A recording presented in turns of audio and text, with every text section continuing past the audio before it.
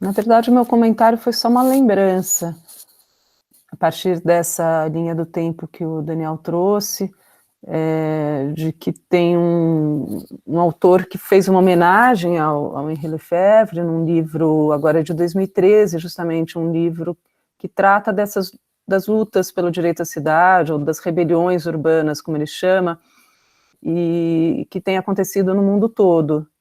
Né? Essas situações de que alguns autores chamam de expoliação urbana, né? Que é essa vida na precariedade, que alguns autores consideram como uma segunda camada sobre os processos de exploração no mundo do trabalho, né? Essa expoliação urbana que tem a ver com um tempo de deslocamento muito grande, com a moradia precária, com ter que construir a própria casa, com todas as questões que foram faladas aqui hoje. Então, ele escreve sobre essas rebeliões urbanas, o livro chama Cidades Rebeldes, do David Harvey, e o livro é uma homenagem ao Lefebvre.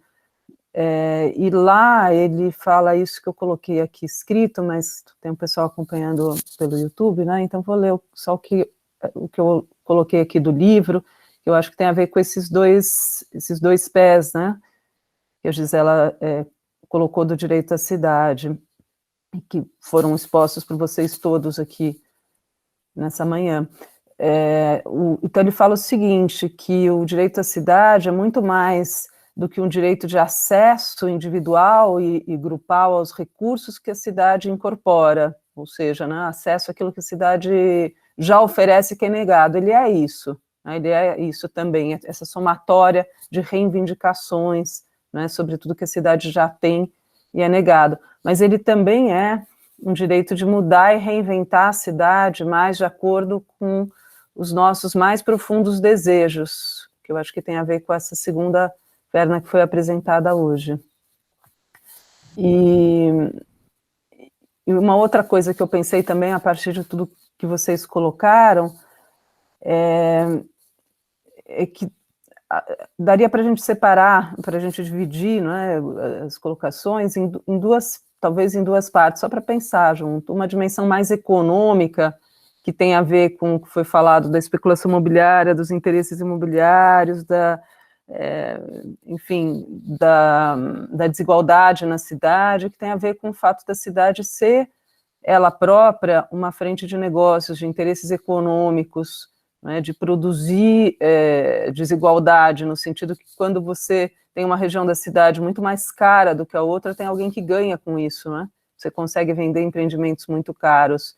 Então, essa cidade como negócio. E tem uma outra dimensão mais política disso, que é o controle dessa desigualdade. A partir do momento que a gente tem uma desigualdade tão grande, as formas de controle dessa desigualdade são ainda mais brutais do que aquelas dos países centrais, né, que, como foi colocado aqui, bem colocado, tem também as suas questões de habitação, tem também as suas desigualdades, né, mas aqui as formas de controle são mais brutais, e isso é algo que esse autor também coloca nesse livro sobre as cidades rebeldes, né, essa espécie de espanto que foi colocado aqui hoje. Algumas dessas coisas são tão básicas, não é, e tão já supostamente garantidas pelos direitos, e como é que essas lutas sociais ainda são tratadas dessa maneira, né? São criminalizadas, são controladas, se cria dificuldades para elas, não é? Quando elas são tão legítimas. E uma coisa que o Harvey fala nesse livro, em homenagem ao Lefebvre, é que o processo de urbanização, o processo de cada vez mais gente vivendo nas cidades, né, e a gente passou por isso no Brasil, como vocês colocaram, nas últimas décadas,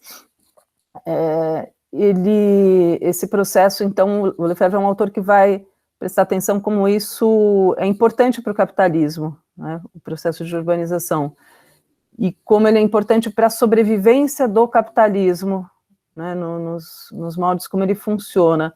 E ele vai dizer que a urbanização, ela pressupõe essa capacidade da classe capitalista de dominar o processo urbano.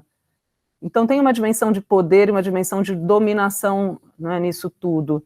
E ele vai dizer que, então, não é dominar só, vamos dizer, dominar as condições no mundo do trabalho, que é uma outra luta social, não é? Que é a luta considerada, em geral, central, a luta no mundo do trabalho, controlar quantas horas as pessoas trabalham, como elas trabalham, em que velocidade elas trabalham.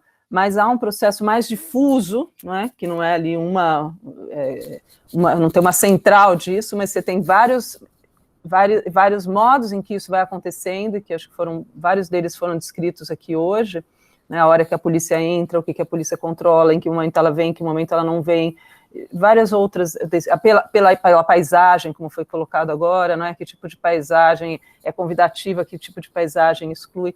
Então, várias formas de dominação do estilo de vida, dos valores políticos sociais, da concepção de mundo, que é isso que vocês falaram, acho que de como estar na cidade, não é? Como pode estar, como não pode estar em cada um dos momentos. Então, eu agruparia isso com essa ideia de que está nesse livro, né? De que a urbanização pressupõe essa capacidade de dominação do processo urbano.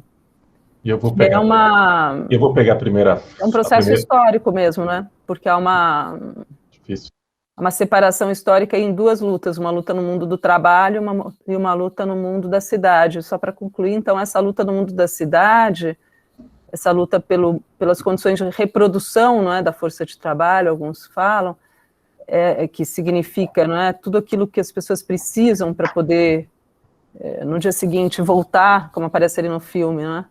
Com força para conseguir trabalhar e para conseguir se sustentar, tudo isso que as pessoas precisam, são muitas coisas, e ela é muito fragmentária, e acho que essa é uma dificuldade, um desafio da luta pelo direito à cidade, né, porque ela inclui se lutar pelas creches, lutar pelas escolas, lutar pela saúde, lutar pela moradia. Então, acho que esse é um desafio da luta pelo direito à cidade, que é diferente da luta no mundo do trabalho, que é organizada ali e consegue ser expressa politicamente de uma maneira mais clara, porque ela aparece num sindicato, né?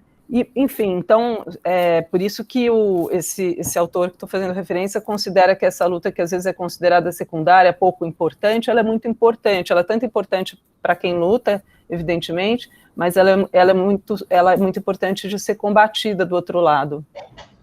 Enfim, acho que são só algumas coisas que eu pensei a partir da riqueza aí do que vocês apresentaram aqui hoje. Eu queria parabenizar todos que falaram e agradecer muito pelo pessoal que organizou a oficina de hoje.